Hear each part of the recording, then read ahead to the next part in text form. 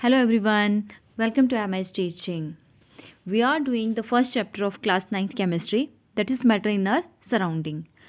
In my previous video, I have discussed about how change in temperature affect the state of matter. Temperature में change करके उसको increase या decrease करके हम matter को एक स्टेट से दूसरी स्टेट में कैसे चेंज कर सकते हैं। और आज के इस वीडियो में हम करेंगे कि प्रेशर का क्या इफेक्ट होता है स्टेट ऑफ मैटर पे। Effect of change of pressure on states of matter. अगर हम किसी ऑब्जेक्ट के ऊपर प्रेशर इंक्रीज या डिक्रीज करेंगे तो वो कैसे सॉलिड को लिक्विड या लिक्विड को गैस या किसी भी स्टेट को एक फॉर्म से दूसरी फॉर्म में या एक स्टेट से दूसरी स्टेट में चेंज होता है।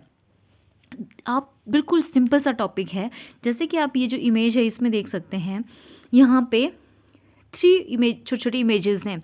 फर्स्ट में क्या है, फर्स्ट सिलेंडर में 3 सिलेंडर्स हैं, फर्स्ट जिनके ऊपर अंदर गैस भरी हुई है और ऊपर से एक पिस्टन लगाया हुआ है जिसको हम मूव कर सकते हैं।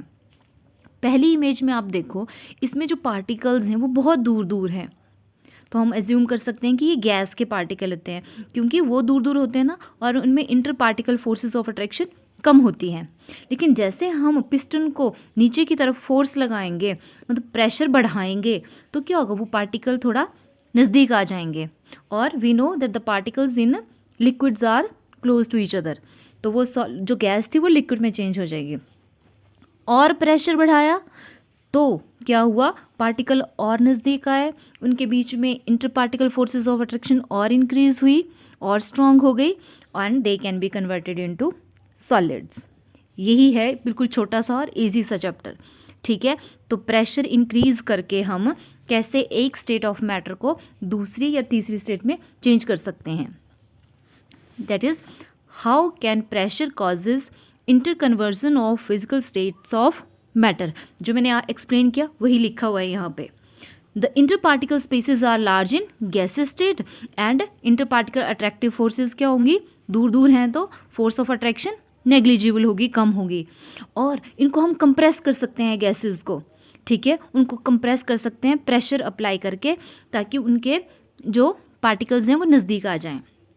लेकिन जब एक्सटर्नल प्रेशर अप्लाई किया जाता है तो, और एंड एट लो टेम्परेचर पे, when external pressure is applied on a gas enclosed in a cylinder at sufficient low temperature, its particles move closer and the gas undergoes appreciable compression। वो compress हो जाती है, जिसकी वजह से क्या होता है, इंटरपार्टिकल के बीच में जो अट्रैक्टिव फोर्सेस हैं वो बढ़ेंगी और स्पेस कम होगा। तो when the pressure becomes very high, the attractive forces also become high enough to bind the gas particles together, और गैस जो है लिक्विड में चेंज हो जाएगी। और प्रेशर डालेंगे तो पार्टिकल के बीच में स्पेस और कम होगा, फोर्सेस ऑफ अट्रैक्शन और स्ट्रांग होगी, तो जो लिक्विड है वो उनको हम सॉलिड में चेंज कर सकते हैं। तो ये आप एक्सप्लेन कर सकते हैं, बहुत ईजी है। अगर आपको एक लाइन में बोलना हो कि हम how we can liquefy gas, gas को हम लिक्विफाई कैसे कर सकते हैं, तो by applying high pressure and by reducing temperature. ये 1 मार्क्स में हो गया एक्सप्लेनेशन। इंटरपार्टिकल स्पेसेस और अट्रैक्टिव फोर्सेस, इन 2 वर्ड्स को लेके आपने करनी है। क्लियर? तो ये था हमारा how change in pressure changes the state of matter. अब नेक्स्ट टॉपिक हमारा है evaporation. In my previous video मैंने आपको बताया था कि व्हाट इज़ इवेपोरेशन, सिर्फ डेफिनेशन बताई थी। आज की इस वीडियो में मैं थोड़ा और डिटेल में उसको डिस्कस करूँगी। तो इवेपोरेशन क्या है, सबने देखा है ना कि पानी जब गैसेस फॉर्म में चेंज हो जाता है, that is evaporation. Clear? But एक इम्पॉर्टेंट टर्म आपने यहाँ पे यूज़ करनी है, that is below its boiling point. Clear? पानी तो लिक्विड से गैस में जब हम पानी को बॉईल करते हैं तब भी जाता है, या ऐसे ही बाहर किसी आपने नेचर में ऐसे पानी किसी ओपन एरिया में रखा है विदाउट हीटिंग, तो वो भी इवेपोरेट होता है। दोनों में ही लिक्विड से गैसेस फॉर्म में जा रहा है, लेकिन फ़र्क क्या है, डिफरेंस ये है कि इवेपोरेशन में जो लिक्विड वेपर में चेंज होते हैं वो होते हैं उसके बॉइलिंग पॉइंट से नीचे, बिलो बॉइलिंग पॉइंट। और जब हम किसी चीज़ को बर्तन में पानी को गर्म बॉईल करते हैं तो वहाँ पे उसको हम बॉइलिंग बोलते हैं, वहाँ पे भी लिक्विड वेपर में चेंज हो रहा है but at its boiling point. Clear? अच्छा, कारण क्या है इवेपोरेशन का? जो अपने आप होती है without heating. What is the cause of evaporation? अब इसको मैं बड़े इजी वे में आपको बताऊंगी। देखो आप इमेज में देख रहे हैं, हमने पढ़ा था कि द पार्टिकल्स ऑफ मैटर जो हैं वो लगातार मूव करते रहते हैं, कॉन्टिन्यूस मोशन में रहते हैं, बोला था ना। लेकिन जब वो मोशन में होते हैं पार्टिकल तो उनकी अपनी काइनेटिक एनर्जी होती है। What is kinetic energy? The energy possessed by the particles of matter due to their motion is known as kinetic energy. तो सबकी अपनी kinetic energy होती है, तो मूव करते रहते हैं इधर उधर मूव करेंगे तो एक दूसरे से टकराएंगे, कोलाइड करेंगे तो कहीं उनको ज़्यादा स्पेस मिल जाएगा, उनकी स्पीड थोड़ी ज़्यादा बढ़ जाएगी, ठीक है। और ऐसे कोलाइड करते करते कुछ पार्टिकल्स की जो काइनेटिक एनर्जी है वो इतनी ज़्यादा हो जाती है कि वो अपनी जो फोर्सेस ऑफ अट्रैक्शन है उसको ओवरकम कर देते हैं, उनको तोड़ देते हैं और सरफेस किसी तरह से एक दूसरे से टकराते हुए सरफेस तक आ जाते हैं, और सरफेस पे आए तो वो फिर बाहर निकल जाते हैं in the form of vapours. This is the cause of evaporation. Clear? अब इसको थोड़ा रीड कर लो, क्या लिखा है। Particles of liquid possesses kinetic energy and all the particles of liquid do not possess the same kinetic energy at a given temperature. The kinetic energy is due to random motion of the particles. जब वो एक दूसरे के साथ collide करते हैं और कुछ एक मॉलिक्यूल्स, कुछ एक पार्टिकल्स की काइनेटिक एनर्जी इतनी ज़्यादा हो जाती है that they overcome the attractive forces of attraction as compare to their neighbouring particles. और जैसे वो particle as they come near the surface they leave the surface and this is called evaporation. Clear? Next is factors affecting evaporation. अब evaporation को कौन कौन से factor affect करते हैं? पहला तो आ गया surface area of liquid. Evaporation जो होती है वो हमेशा सरफेस से होती है, it is a surface phenomena. तो जितना ज़्यादा सरफेस होगा उतने ही ज़्यादा मॉलिक्यूल्स जो होंगे, उतने ही ज़्यादा पार्टिकल्स जो होंगे वो इवेपोरेट होंगे। क्लियर? तो ज़्यादा सरफेस एरिया ज़्यादा इवेपोरेशन। तभी तो हम कपड़े सूखने डालते हैं या कुछ चीज़ सूखने डालते हैं तो उसको स्प्रेड करके डालते हैं ना, ताकि उससे वाटर ड्रॉपलेट्स, वाटर जो है वेपर की फॉर्म में जल्दी उससे उड़े और वो सूख जाए। क्लियर? तो सरफेस एरिया ज़्यादा होगा उतना इवेपोरेशन ज़्यादा होगा। दूसरा है नेचर ऑफ लिक्विड। लिक्विड के पार्टिकल में जितनी स्ट्रॉन्ग फोर्सेस ऑफ अट्रैक्शन होंगी उतना ही उसकी इवेपोरेशन कम होगी, और जितनी वीक फोर्सेस ऑफ अट्रैक्शन होंगी उतनी ही इवेपोरेशन फास्टर होगी। क्लियर? एग्जाम्पल आ गया, acetone evaporates faster than water. अब एसीटोन क्या हुआ, जो नेल पेंट रिमूवर नहीं होता है दैट इज़ एसीटोन, ठीक है। एसीटोन तो आपने अब आपका तो पता नहीं, लेकिन बोलते हैं कि अच्छा जब भी नेल पेंट रिमूव करते हैं तो एसीटोन की बॉटल का ढक्कन जल्दी से बंद कर देना होता है। क्यों? क्योंकि वो जल्दी इवेपोरेट हो जाता है, हाईली वोलेटाइल है। वोलेटाइल लिक्विड्स क्या होते हैं? जो एकदम से इवेपोरेट हो जाते हैं। तो वो वोलेटाइल क्यों है एसीटोन? क्योंकि उसके पार्टिकल्स के बीच में फोर्सेस ऑफ अट्रैक्शन वीक हैं। तो जिन लिक्विड्स के पार्टिकल के बीच में फोर्सेस ऑफ अट्रैक्शन वीक होंगी वो जल्दी इवेपोरेट होंगे। थर्ड फैक्टर आ गया टेम्परेचर। टेम्परेचर बढ़ेगा इवेपोरेशन बढ़ेगी। Next is humidity in air, वो भी इवेपोरेशन को अफेक्ट करती है। What is humidity?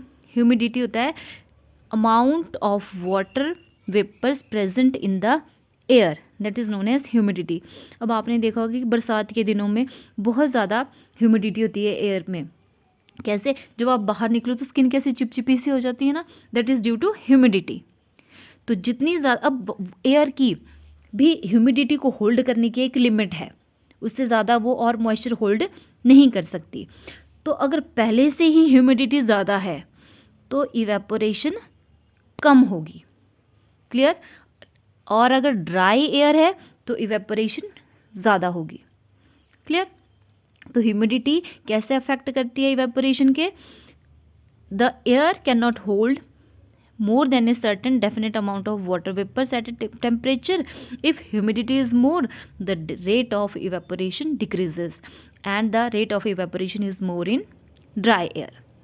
एग्जाम्पल आ गया कि बरसात में, रेनी सीजन में कपड़े लेट सूखते हैं, जल्दी सूखते नहीं, उनमें स्मेल भी बढ़ जाती है, और गर्मियों में एकदम से सूख जाते हैं। क्यों? क्योंकि रेनी सीजन में ह्यूमिडिटी ज़्यादा होती है और कपड़ों से फिर वो इवेपोरेशन कम होती है। And the last factor about evaporation is wind speed. जितनी ज़्यादा विंड स्पीड होगी उतना ही वो लिक्विड की सरफेस से वेपर्स को रिमूव करती रहेगी तो और वेपर्स बनेंगे। तो wind speed increases the evaporation process. Evaporation increases with increase in speed of wind. क्यों? Because blowing air takes the water vapor away from the liquid and decreases the amount of water vapor in the surrounding. As a result, more and more number of liquid molecules evaporate. So these are the factors which affect the rate of evaporation. Large surface area, liquid कैसा होना चाहिए जिसकी forces of attraction कम है, वो जल्दी evaporate होता है. Temperature बढ़ेगा तो evaporation बढ़ेगी. ह्यूमिडिटी एयर में ज़्यादा होगी तो evaporation कम होगी. विंड स्पीड ज़्यादा होगी तो evaporation बढ़ेगी. Next is how does evaporation causes cooling. Evaporation से कूलिंग कैसे होती है। अब मैंने आपको इसी वीडियो में बताया कि इवेपोरेशन कैसे होती है। जब किसी लिक्विड के पार्टिकल आपस में कोलाइड करते हैं तो कुछ एक पार्टिकल्स की काइनेटिक एनर्जी बहुत ज़्यादा हो जाती है और वो जैसे तैसे करके उस भीड़ में से निकल के सरफेस तक आ जाते हैं। सरफेस तक आए, ज़्यादा काइनेटिक एनर्जी थी तो वहाँ से एस्केप हो जाएंगे in the form of vapours. Clear? तो क्या होगा कि सिस्टम की जो उस कंटेनर में जो लिक्विड था, जो भी सिस्टम था, उसकी जो एवरेज काइनेटिक एनर्जी थी वो कम हो जाती है क्योंकि कुछ एक पार्टिकल जिनकी एनर्जी ज़्यादा थी वो तो चले गए। तो वो सिस्टम क्या करेगा, अपनी एनर्जी को दोबारा से रीगेन करने के लिए सराउंडिंग से एनर्जी गेन करता है, विच रिजल्ट्स कूलिंग। क्लियर? उसकी एनर्जी कम हुई तो उसने सराउंडिंग से एनर्जी ले ली जिसकी वजह से उसके चारों ओर क्या होगा, कूलिंग हो गई। तभी तो जो सी के किनारे होते हैं, लेक्स या पॉन्ड्स के किनारे होते हैं, वहाँ पे ठंडी ठंडी हवा चलती है। ये इसका बेस्ट एग्जांपल है। क्लियर? क्योंकि वहाँ वाटर बॉडी से इवेपोरेशन होती रहती है तो वो सराउंडिंग एरिया से वो हीट ले लेते हैं और उसको कूलिंग कर देते हैं। During evaporation the particles which escape from the surface have high kinetic energy, जिसकी वजह से जो सिस्टम की एवरेज काइनेटिक एनर्जी है वो कम हो जाती है। As a result there is drop in temperature of the liquid that is left. The particles of the liquid absorb energy from the surrounding to regain the energy lost during evaporation, and as the evaporation continues the absorption of energy from the surrounding takes place, and this absorption of energy decreases the temperature of the surrounding and cooling is caused. easy है ना। अब next मैं आपको बताऊंगी what is the difference between boiling and evaporation. Video के starting में भी मैंने बता दिया था, लेकिन फिर से कुछ और डिफरेंसेस कर लेते हैं। बॉइलिंग क्या हुआ और इवेपोरेशन क्या हुआ। दोनों ही में ही लिक्विड जो होता है वो गैसेस फॉर्म में जाता है, वेपर्स में कन्वर्ट होता है। तो फ़र्क क्या है, बॉइलिंग जो होती है वो liquid changes to vapour at its boiling point. Clear? लेकिन इवेपोरेशन में liquid changes to vapours below its boiling point at any temperature. Boiling point से नीचे किसी भी टेम्परेचर में जब लिक्विड वेपर्स में चेंज होता है उसको बोलते हैं इवेपोरेशन। ठीक है? अब जो बॉइलिंग होती है it is the bulk phenomena, ये थ्रू आउट द लिक्विड होती है, पूरे लिक्विड में होती है। जबकि कि इवेपोरेशन मैंने आपको बताया इवेपोरेशन सिर्फ सरफेस से होती है, it is a surface phenomena. अब बॉइलिंग के लिए एक्सटर्नल हीट चाहिए होती है, जबकि इवेपोरेशन वो अपने आप होती है। बॉइलिंग जो है it is a rapid process, जबकि evaporation is a slow process. Clear? This is the difference between boiling and evaporation. Next अब मैं आपको थोड़ी सी टर्म्स बताती हूँ जो मैंने पहले नहीं बताई थी। Latent heat of vaporisation and latent heat of fusion क्या होता है। अब लेटेंट हीट क्या होती है, लेटेंट का मतलब होता है हिडन, तो लेटेंट मीन्स हिडन। तो लेटेंट हीट क्या हुई, जो हिडन हीट होती है। ठीक है? It is heat that is gained और lost when a substance changes from one physical state to another physical state without any change in temperature, that is known as latent heat.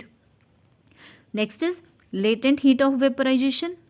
The heat energy required to change 1 kg of a liquid, 1 kilogram of liquid को जब gas में बदलते हैं at atmospheric pressure and at its boiling point, that is known as latent heat of vaporization. 1 kg को vapour में क्या होता है, वेपराइजेशन में, हीट ऑफ वेपराइजेशन में लिक्विड गैस में चेंज होगा। तो जब 1 kg लिक्विड को गैस में बदलते हैं एटमॉस्फेरिक प्रेशर पे एट इट्स बॉइलिंग पॉइंट में, that is known as latent heat of vaporisation. Next is latent heat of fusion, same ही डेफिनेशन है, सिर्फ बॉइलिंग और सॉलिड से लिक्विड में चेंज होगा इसमें, और एट इट्स मेल्टिंग पॉइंट पे सॉलिड लिक्विड में चेंज होता है। The heat energy required to change 1 kg of solid into liquid at its melting point is known as latent heat of fusion.